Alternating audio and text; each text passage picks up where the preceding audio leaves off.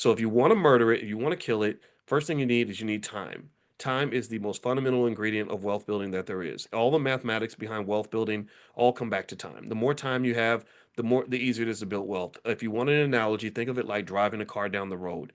I could have a faster car than another person, sure.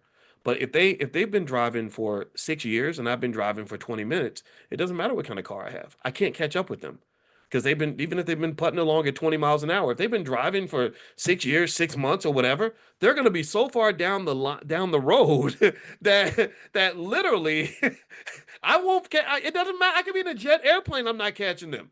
So a big misconception about wealth building is that people think you have to be rich. Another thing, and me and this sister talked about this today, so this is on my mind. Also, you don't have to know a whole lot about investing to do it. She mentioned that she said, "Yeah, I lost a lot of money day trading," and I said, "Yeah, most people do, because that's one of the big internet fads. You know, everybody they sell you this dream. If you day trade, you can go on vacation every week and live the best life."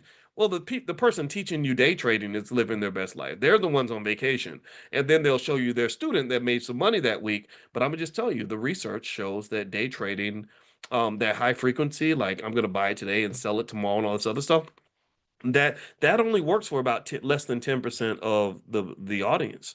So most people that do day trading don't come back to me with good stories. That's just the truth.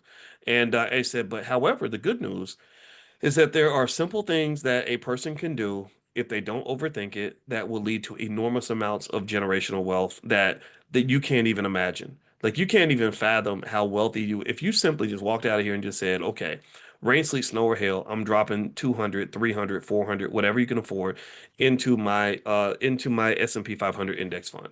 I'm gonna do whatever my car note is. I got this BMW, my car note's 550. I'm gonna put 550 in my investment portfolio every month, and I'm gonna put it in two in you have two mutual funds, AIQ and SPY. I'll even tell you which ones, and you do that consistently and you don't sell in really less than a decade, you'll see the difference. In 20 or 30 years, you won't even recognize yourself financially. People will see you with all that wealth, and they're literally going to think that you were born with a silver spoon in your mouth. They're literally going to look at you and say, "You don't know what it's like to be poor. You ain't never been through the struggle." They will literally feed you the most frustrating propaganda in the world that any black person who has wealth either got lucky or they were born with a silver spoon in their mouth, both of which are complete lies most of the time. Most of the people that have wealth changed their value system. They made a difference. They took action. They said, well, no more. Ain't no more struggle. Ain't no more being broke. Ain't no more slaving and begging white folks. Ain't none of this stuff. My kids are not even going to have to work for anybody because before they're born, we're going to pay for investments as if that is a bill. And then we're not going to sell it. We're not going to touch it. This is sacred money that is here for the protection of the family. We only go into this money if we really, really have to.